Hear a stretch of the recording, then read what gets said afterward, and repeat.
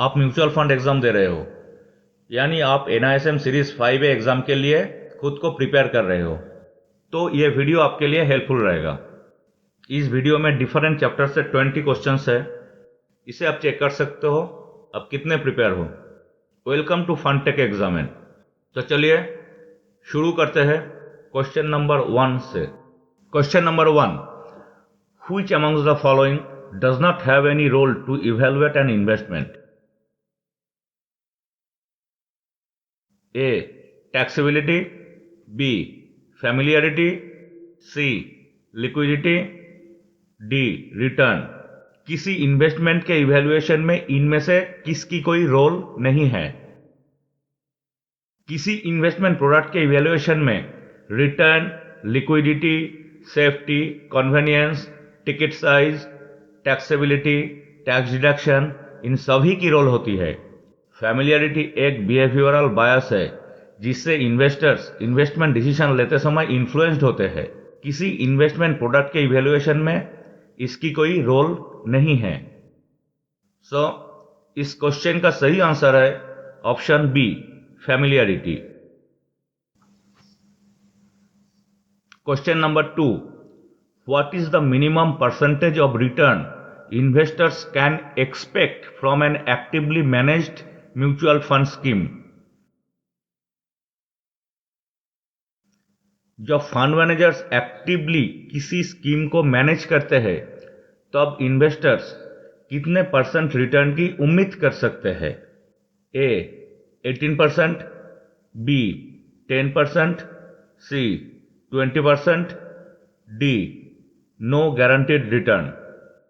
Mutual fund other guaranteed return investment जैसे कि fixed deposits, PPF, NSC, LICI endowment policies, ये सभी से डिफरेंट है।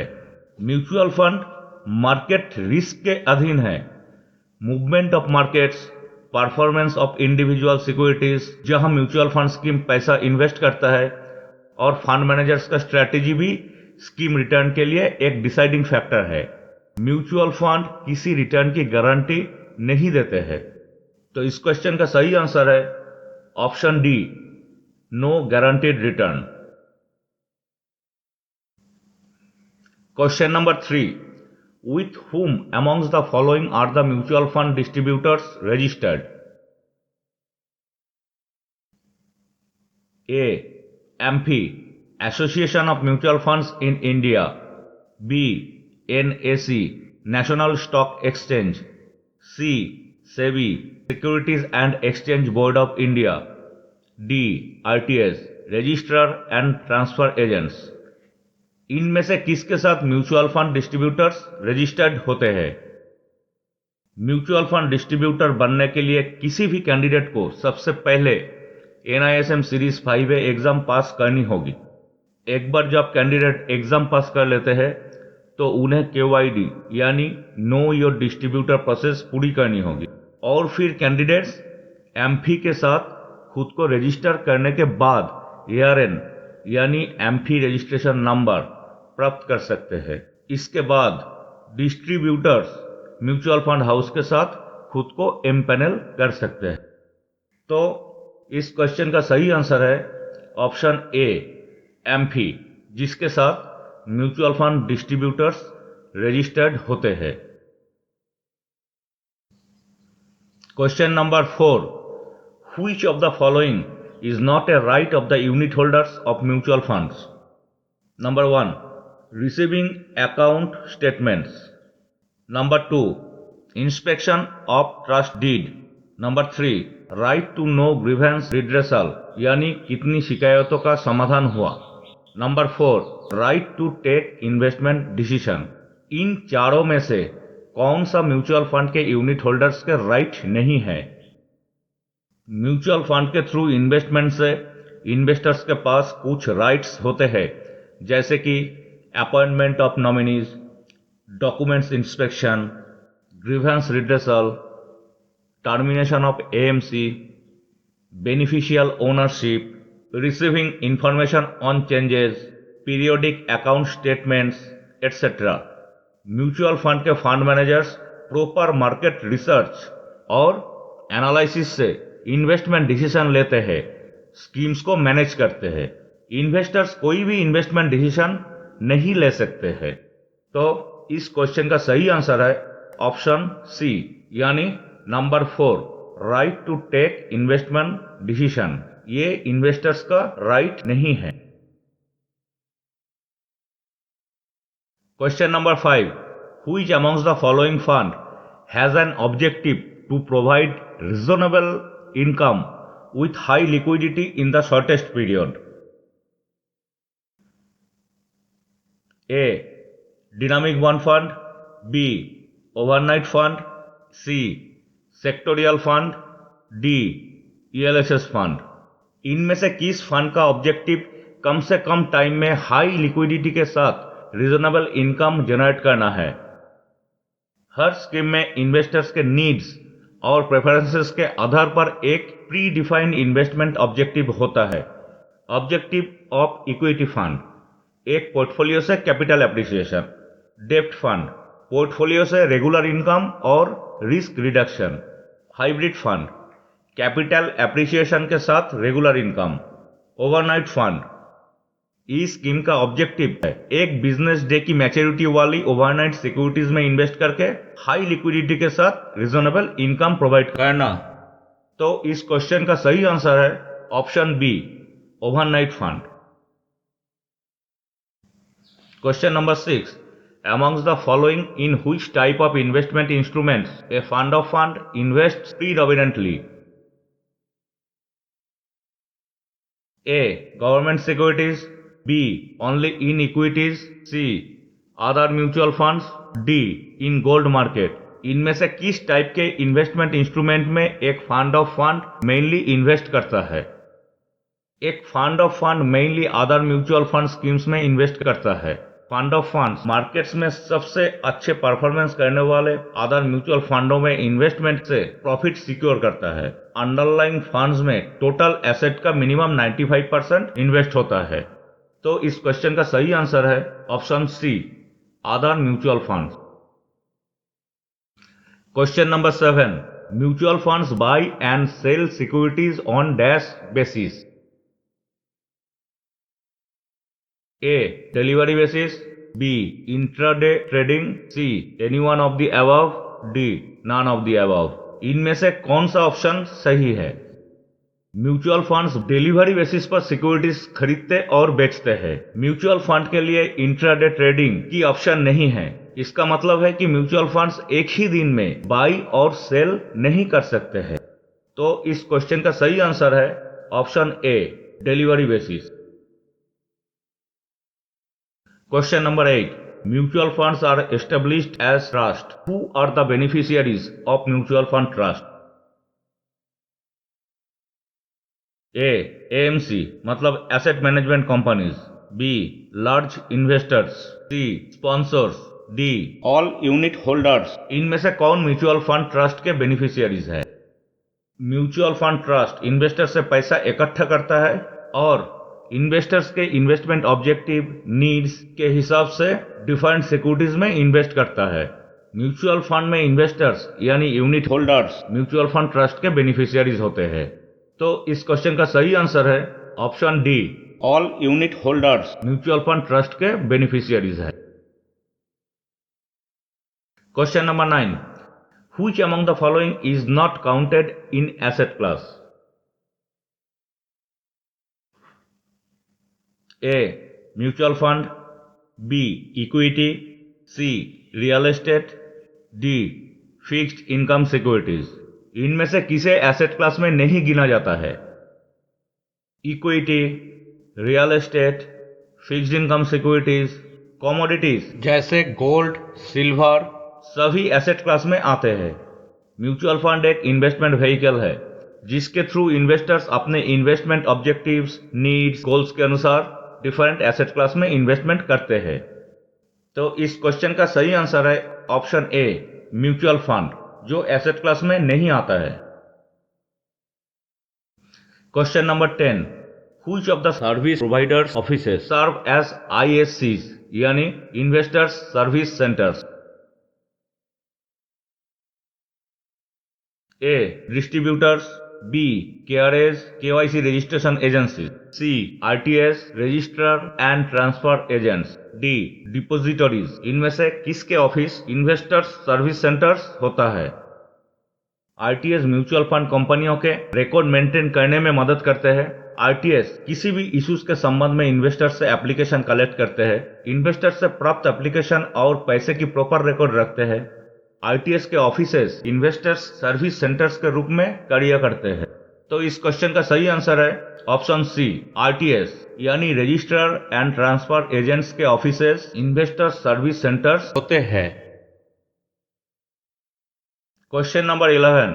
Among the following, who can form an HUF, Hindu Undivided Family? A. Buddhist, B. Sikhs, C. Jains, D. All of the above. इस question के लिए कौन सा option सही है कि HUF कौन बना सकता है? हिंदू अनडिवाइडेड फैमिली का यूनिट बनाकर HUF टैक्स बचा सकता है। एक HUF इनकम जनरेट करने के लिए अपना खुद का बिजनेस भी चला सकता है। HUF can also invest in shares and mutual funds. Hindus, Buddhist, Sikhs और जैन्स एक HUF बना सकते हैं। तो इस क्वेश्चन का सही आंसर है option D, all of the above. Question number 12. Which amongst the following is not a true statement? 1. Units of exchange traded funds are traded in stock exchange. 2. A fund of fund invests only in the government securities. 3. Equity linked savings scheme offer tax benefits up to rupees 1.50 lakhs a year. इन तीनों statements में से false statement को चुनना है। सही statements क्या है? Number 1, NFO के बंद होने के बाद ईटीएफ की यूनिट्स को स्टॉक एक्सचेंज में एनलिस्ट किया जाता है। नंबर 2, एक fund of fund total asset का मिनिमम 95% अदर म्यूचुअल फंड्स में इन्वेस्ट करता है। नंबर 3, ईएलएसएस यानी इक्विटी लिंक्ड सेविंग स्कीम्स में इन्वेस्टमेंट पर इनकम टैक्स एक्ट के सेक्शन 80C के तहत 1.5 लाख रुपए तक टैक्स डिडक्शन का बेनिफिट मिलता है। तो इस क्वेश्चन का सही आंसर है यानी फॉल्स स्टेटमेंट है option B, A fund of fund invest only in the government securities. Question number 13. Asset allocation based on the analysis of needs, goals, time horizon, risk appetite of the investors are classified as dash asset allocation. A tactical asset allocation, B portfolio asset allocation, C strategic asset allocation, D technical asset allocation। Investors के needs, goals, time horizon, risk appetite के analysis के आधार पर asset allocation को किस type के asset allocation में classify किया जाएगा? एसेट एलोकेशन एक इन्वेस्टर्स की नीड्स, गोल्स और रिस्क एपेटाइट के आधार पर डिफरेंट एसेट क्लास में सही प्रोपोर्शन में पैसे को एलोकेट करने की एक प्रोसेस है। एसेट एलोकेशन इन्वेस्टमेंट को डिफरेंट एसेट क्लास जैसे stocks, bonds, commodity, real estate के बीच डिवाइड करता है। एलोकेशन अलग अलग समय पर बदलता है। We can see different type of asset allocation. Strategic asset allocation goals के आधार पर लॉन्ग टर्म रिटर्न पे अधिक फोकस किया जाता है। Tactical asset allocation short term investment जो मार्केट मूवमेंट पर बेस करके अधिक रिटर्न जनरेट कर सकते हैं। Dynamic asset allocation portfolio management strategy जो अक्सर मार्केट कंडीशन के हिसाब से इन्वेस्टमेंट को डिफरेंट एसेट क्लास में शफल करता है। तो इस क्वेश्चन का सही आंसर है option C, strategic asset allocation जो इन्वेस्टर्स के needs, goals, time horizon, risk appetite के एनालिसिस के आधार पर एलोकेट किया जाता है। Question number 14. Appointment of AMCs cannot be terminated till the winding up of the schemes. State whether this statement is true or false. Scheme के close होने तक AMC की अपॉइंटमेंट टर्मिनेट की जा सकती है या नहीं? मेजोरिटी ऑफ द ट्रस्टीज या 75% ऑफ यूनिट होल्डर्स की कंसेंट से AMC की अपॉइंटमेंट टर्मिनेट की जा सकती है, बट AMC में कोई भी बदलाव के लिए सेबी और यूनिट होल्डर्स की अप्रूवल जरूरी है।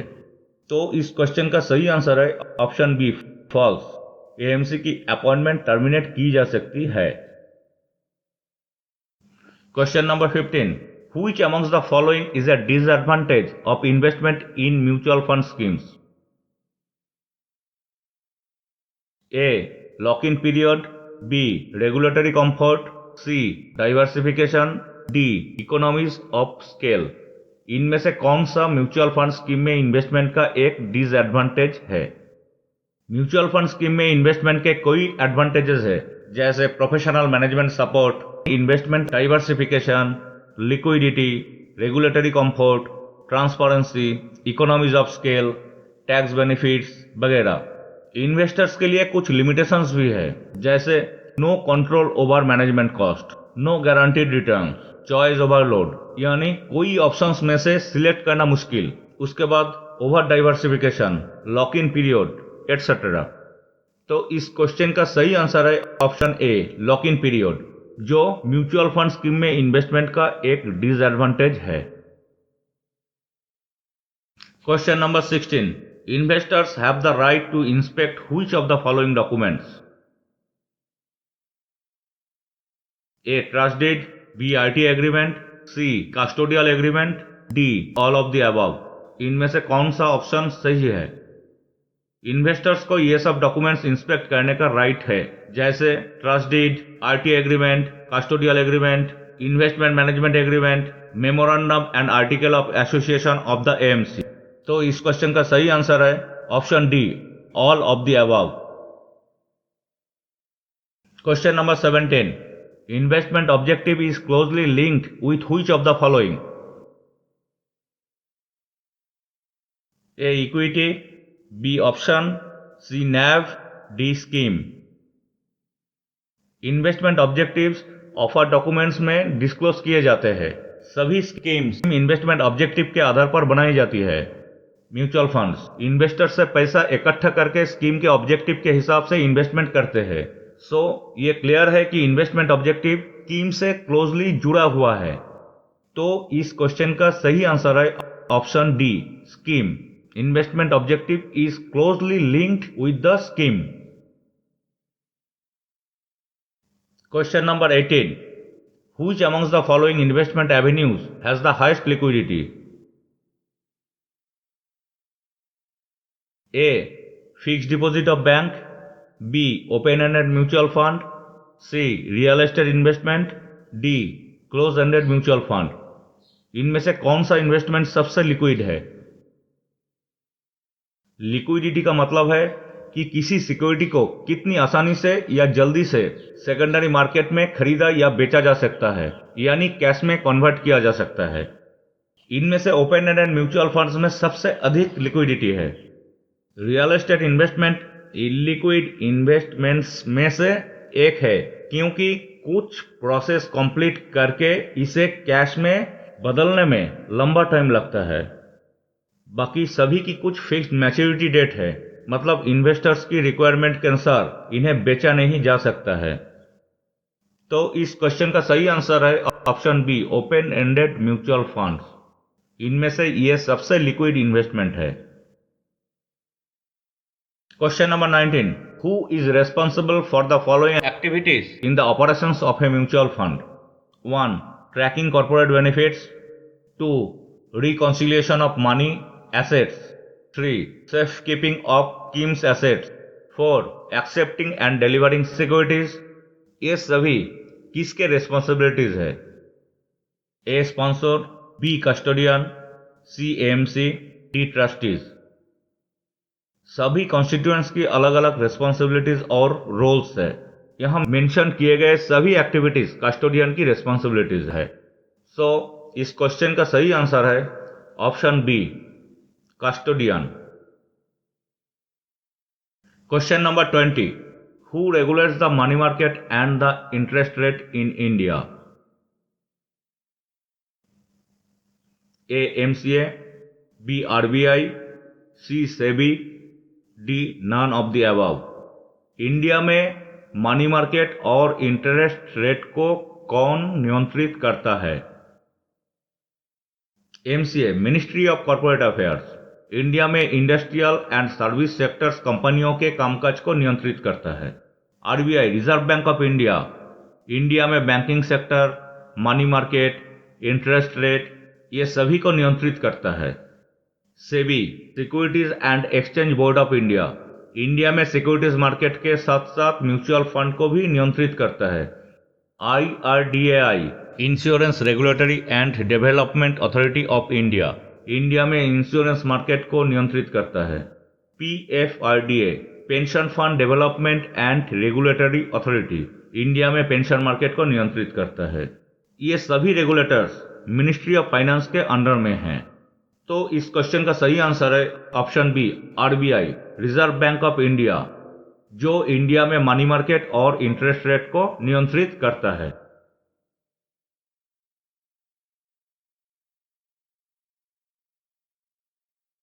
सो वी हैव सीन 20 क्वेश्चंस। इसी प्लेलिस्ट में मैं और पार्ट अपलोड करता रहूंगा which will be helpful for you. Thank you for watching the video. फिर मिलते हैं नेक्स्ट वीडियो के साथ।